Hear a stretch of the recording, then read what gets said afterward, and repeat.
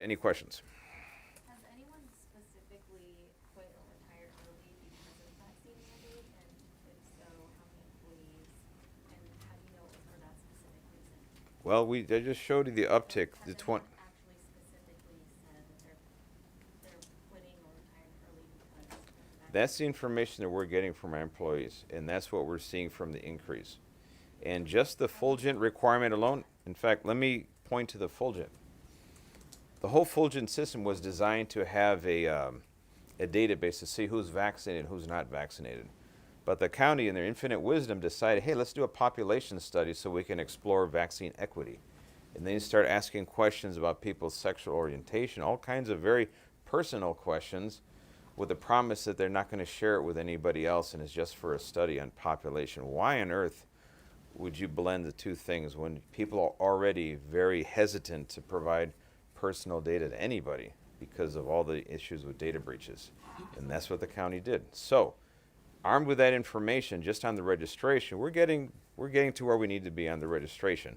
But yes, people are not happy with the vaccine mandate. The fact that we're seeing the uptick, we are attributing it to the vaccine mandate. But what's your Sheriff, proof? do the deputies have to get other vaccines as part of their employment with the county in order to be an LA County Sheriff? No. There's no. No.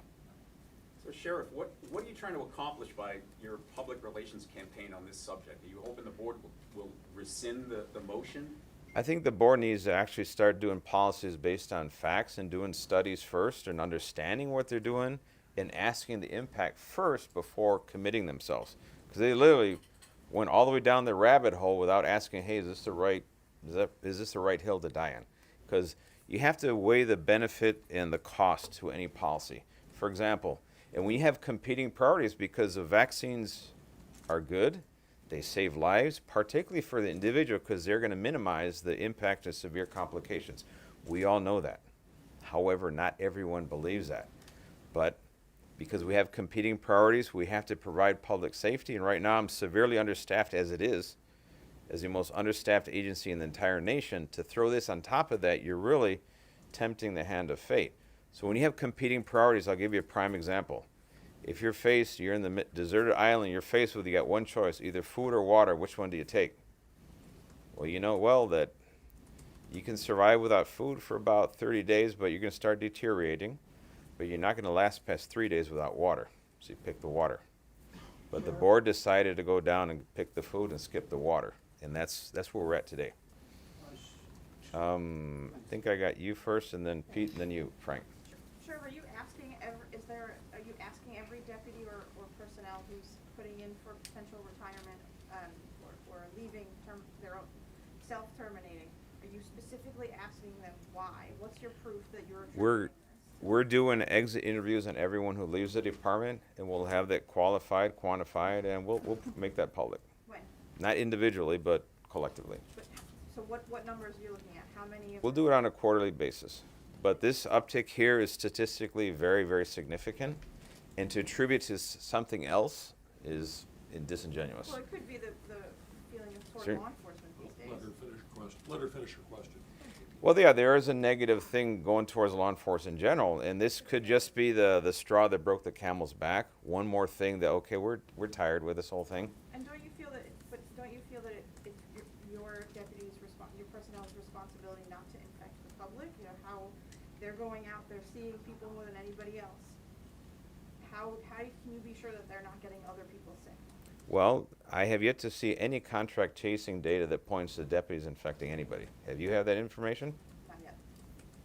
Again, in fact, we've seen a dearth of information of contract tracing now this year, but last year there was all the rage, contract tracing and all these outbreaks. In fact, last year it was all about ICUs, it was about ventilators, about positivity rates. Have you noticed that all that language has just kind of like disappeared now? And everything is focused on the mandate?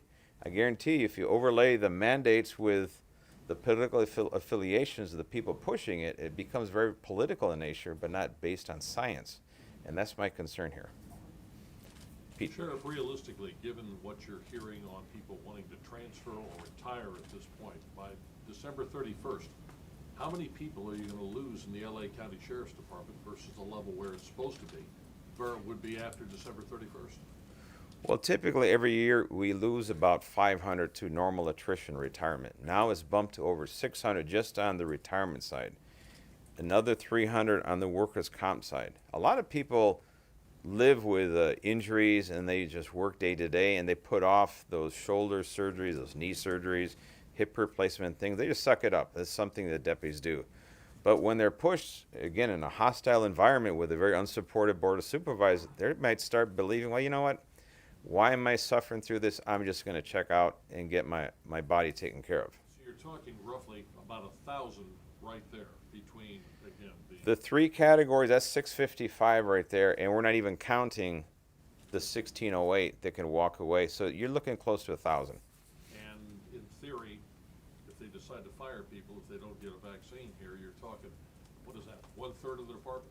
That of the sworn, that'd be almost 1/3 of the department, sworn personnel, yes. So, Sheriff, you said normally 500 retire, About 515, right around there. and you're at, per year, is that fiscal or is that annual? That we're going October to October. So, I'm just trying to get your number here, because, so where do you get the 600? 600 for fiscal year that just ended? When people retire, they actually have to file paperwork indicating that they're going to retire, and they usually have to do it within 90 days of the date they want it to be effective. So they're telegraphing this information. So then you see the numbers jump up like that, those are hard numbers. But can't you pull it Well, anytime? sort of, You can pull it up to a certain point. So how, are we hitting that within that certain point yet for the end of the year, the end of December 31st? No, it just depends when the time comes that the person wants to retire. They can withdraw that retirement. And what happened, for example, when I took office, a lot of people had already put in for early retirement and they pulled them and they stayed, So which is exactly great. How can you be sure that that won't happen here, that they're just not they're faking it? We need something to change on the ground in terms of the actions and the behaviors of the Board of Supervisors. That would be a very good indicator where people would pull back from that early retirement or transferring out to another agency. But if so you look- Sheriff, I didn't get to my second question here. Just to be clear, you argue that an individual's decision to get vaccinated is a personal medical choice about their body, said that last meeting. That ignores the consensus of the medical and public health community, which is that vaccination is not just about protecting yourself, it's about protecting yourself and everyone you come in contact with. You're obviously the leader of the nation's largest sheriff's agency. Mhm. You oversee thousands of people who come into contact with the public every day. Why are you not acting as an evangelist for vaccination? I mean, you send out thousands of people every day coming in contact with the public, and these folks, many of them are refusing to get vaccinated. Well, I can point to this. We have a population in the county jail. We have a mask mandate. You have to wear the mask. If you're in a hospital setting in the county jails, you have to be vaccinated. And in that population, right now, we have a lower positivity rate than in the public at large. So the populations that we have care and control over, we're doing an extremely good job at keeping people free of that. And you have to remember, though, that human nature is, when someone's telling you have to do something because whatever the reasons are, there is going to be a natural reaction against it in certain segments of the community. That's just nature of the beast. And the same thing is true in law enforcement. Yeah, but you're their boss, you're the Mhm. sheriff. Why don't you order them, knowing that the public health and the science say that they could be transmitting the virus, why don't you order them? Because we're comparing risks. For example, if everyone shows up to see a Dodger baseball game and they're willing to submit to that risk, are we picking and choosing which risk is the ones we like and which is the ones we don't like? How many people, every single person in this room has gone to a restaurant and removed your mask and you ate it? And you had no idea about the vaccine status of the person next to it, yet you did it, you didn't bat an eye. So the question is, no. And that is the whole issue, Frank, is we're picking and choosing when we decide that, hey, we're afraid, or when we're not afraid, and we want to impose that on somebody else. And I say, and I'm encouraging everyone to get vaccinated, and I think we're on a good path. And had they not talked all this nonsense about the mandate, I probably would have got better results at getting my employees vaccinated over time. But remember, the push is against the mandates, particularly when it comes at this expense.